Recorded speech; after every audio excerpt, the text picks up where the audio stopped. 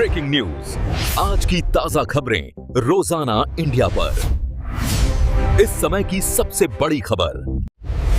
Iran में जारी भीषण सैन्य संघर्ष के बीच दुनिया के कई देशों में ईंधन को लेकर किल्लत जारी है। संकट की इस घड़ी में भारत न सिर्फ अपने देश की जनता की जरूरतों को पूरा कर रहा है, बल्कि पड़ोसी देश श्रीलंका और बांग्लादेश का भी ख्याल रख रहा है। यही वजह है कि भारत ने 38,000 मीट्रिक टन डीजल और पेट्रोल की संयुक्त खेप शनिवार को श्रीलंका पहुंची। भारतीय उच्चायुक्त ने शुक्रवार को यह जानकारी दी। भारत के इस कदम की तारीफ न सिर्फ वहां की सरकार कर रही है, बल्कि श्रीलंका के विपक्षी दल भी इस बात के मुरीद हो गए हैं।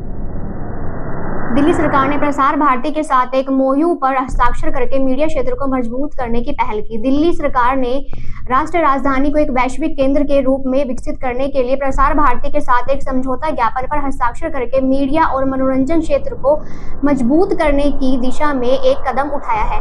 इस समझौते को कल नई दिल्ली में अंतर्राष्ट्रीय फिल्म महोत्सव के दौरान भारत मंडपम में दिल्ली पर्यटन और परिवहन विकास निगम के माध्यम से औपचारिक रूप दिया गया है। इस पहल का उद्देश्य एक अत्याधुनिक एकीकृत इकोसिस्टम तैयार करना है, जो मीडिया उद्योग के प्रमुख क्षेत्रों film, television, animation, visual effect, gaming और कॉमिक्स को एक ही मंच पर एक साथ लाएगा।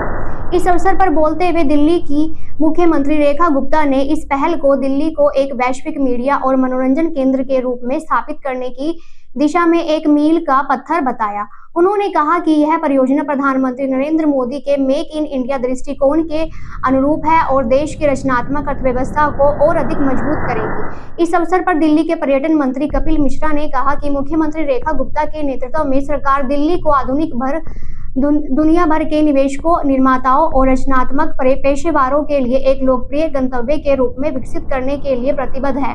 उन्होंने कहा कि दिल्ली की समृद्ध प्रतिभा और तकनीकी विशेषज्ञता इस विजन को साकार करने में महत्वपूर्ण भूमिका निभाएगी।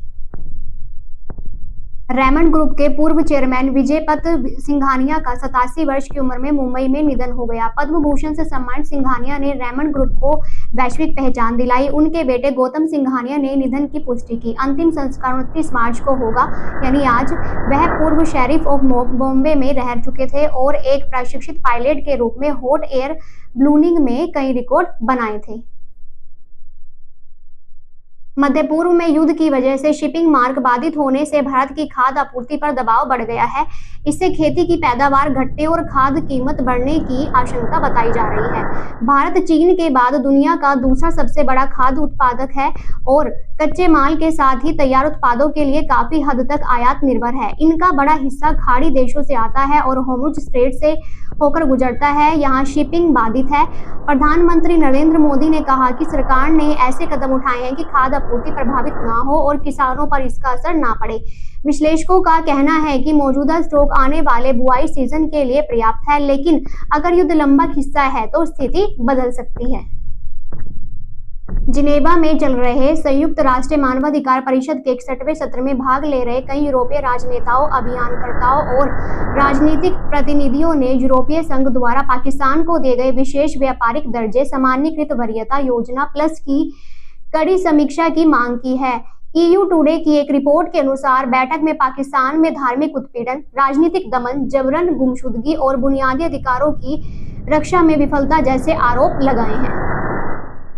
दिल्ली के भारत मंडपम में चल रहे अंतर्राष्ट्रीय फिल्म महोत्सव 2026 में अंतर्राष्ट्रीय राजधानी को वैश्विक फिल्म केंद्र बनाने की दिशा में अंतर्राष्ट्रीय कदम है। 31 मार्च तक चलने वाले इस फिल्म महोत्सव में 47 देशों की 130 से अधिक फिल्में प्रदर्शित की जाएंगी। वहीं 101 देशों से 2000 से अधिक प्रविष्टियों में से चयनित यह फिल्म महोत्सव इसकी वैश्विक प्रभाव को दर्शाता है। इस महोत्सव का उद्देश्य रचनात्मक अर्थव्यवस्था को बढ़ावा देना है, फिल्म पर्यटन को प्रोत्साहित करना, नई प्रतिभाओं को अवसर प्रदान करना और रचनाकारों को एक ही मंच पर सभी सुविधाएं उपलब्ध कराना है। इसका उद्देश्य दिल्ली को एक वैश्विक सिनेमाई केंद्र के रूप में बढ़ावा देना और सिनेवर्स एक्सपो तथा सिने एक्सचेंज के माध्यम से नेटवर्किंग को प्रोत्साहित करना है। इसके अलावा ये महोत्सव युवा प्रतिभाओं को एक अंतर्राष्ट्रीय मंच प्रदान करने के साथ साथ पर्यटन, रोजगार तथा रचनात्मक उद्योगों को और अधिक सशक्त बनाएगा।